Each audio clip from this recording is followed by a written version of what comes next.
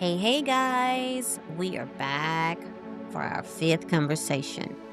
I must first raise my vibration and give thanks to my Father who has graciously given me the spirit to breathe life into so many of you. If you are new to the podcast, I encourage you to listen to the first 7 episodes as they provide guided insight. Each episode continues from the previous one. I'm going to continue to share new perspectives. In this episode, I want to continue our conversation about awakening. When I began to awaken, I wanted to know who I was. I noticed that those who mirrored my image were eccentric. We are the most oppressed and have the most unfortunate livelihoods in most of the world. We lack a sense of belonging and have a unique way of thinking. We can be the most religious people on the planet. Why? One thought led to another thought, and another thought, and another thought, and another thought. Boy, all those thoughts. I started to journal and do some research for myself.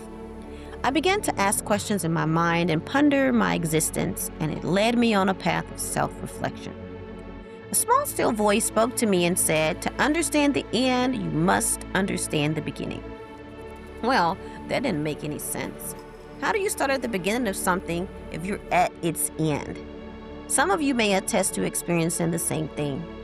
Do you shake your head and disregard the thought? Or do you think about it more to discover its meaning? For those of us who are less likely to do research, you discount the thought. But me, I like challenging, things that puzzle me. Sometimes I can go too deep and finding balance can get the best of me. Anywho, I had to learn that some thoughts aren't my own. There are other entities who want you to realize reality. You do know that, right? Well, I'll allow you to give your own perspectives to that last statement. Most of us believe in an energy higher than ourselves, but are too afraid to share those moments with others. Well, I'm not. I will go as deep as you allow me to. Listen, life is coming to an end as we know it. Church leaders teach about spiritual writings, about heaven and hell, but do they really understand its writings and aerial existence? Truthfully, most of us don't. The Bible isn't a book to take lightly, but it is also a book you can't speak of literally either. My belief is it is more allegorical than anything. Although I did start with the Bible to understand spirituality, I could never attain true freedom. I was always praying, fasting, and spiritual warfare, and I honestly got tired. Did you know you could drop a bomb on your enemy and awaken spirits you didn't have to entangle with? Boy, let me tell you, that is a whole other conversation. I learned to stop pushing and pulling negative energy. I started to raise my vibration. That's what I did. I want you to raise your vibration as well. To stop seeking without and go within.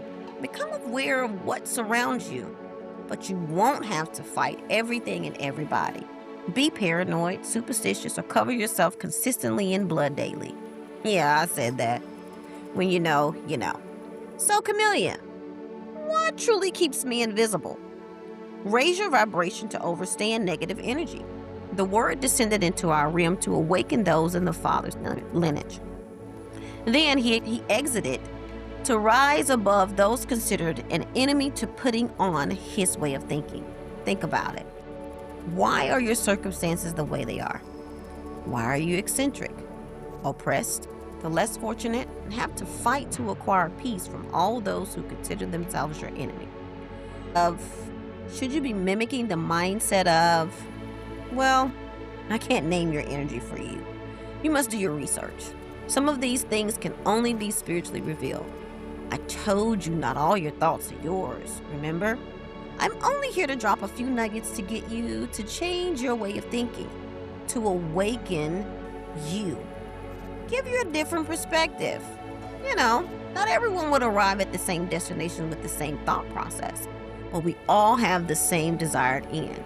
We all have questioned where my soul will end up after the body expires. Will you return to your original destination?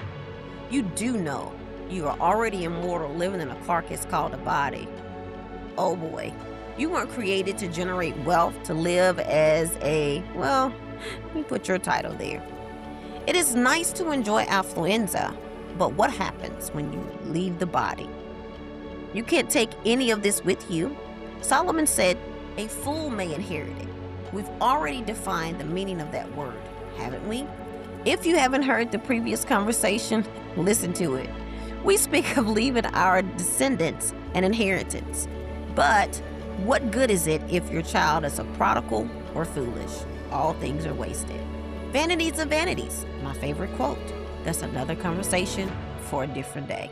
We'll revisit it soon, I promise. Well, we'll continue to ponder who we are.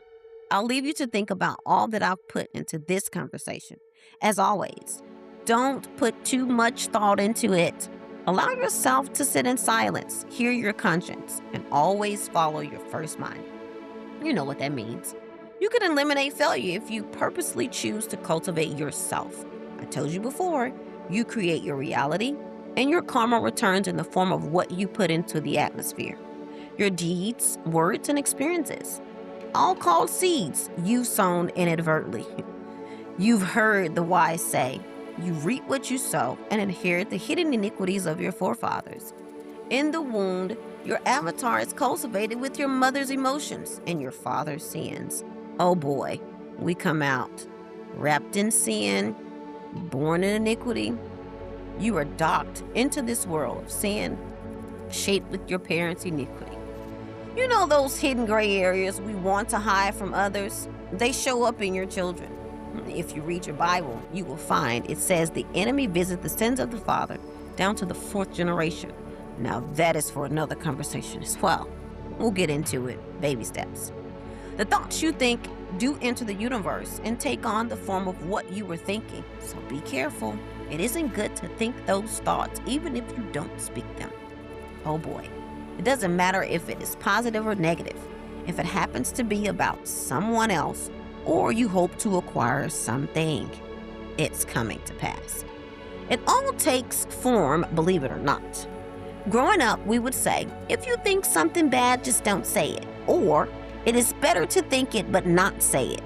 I have been educated to know that if you think it, it can enter the mind of someone else and be manifested or do more harm to those whom you thought about than speaking it. Boy, we have been deceived. Doesn't matter what it is. I'm aware thoughts are more powerful than words. Why do you think I keep telling you guys to spend time with yourself, to reflect on the thoughts you are thinking? You're manifesting your own reality. If you fail to be intentional with your thinking, telepathically, someone is receiving what you are emitting, positively or negatively. Some of your dreams or inventions were created by someone else because you only conceived the thought and were too timid to bring it into reality.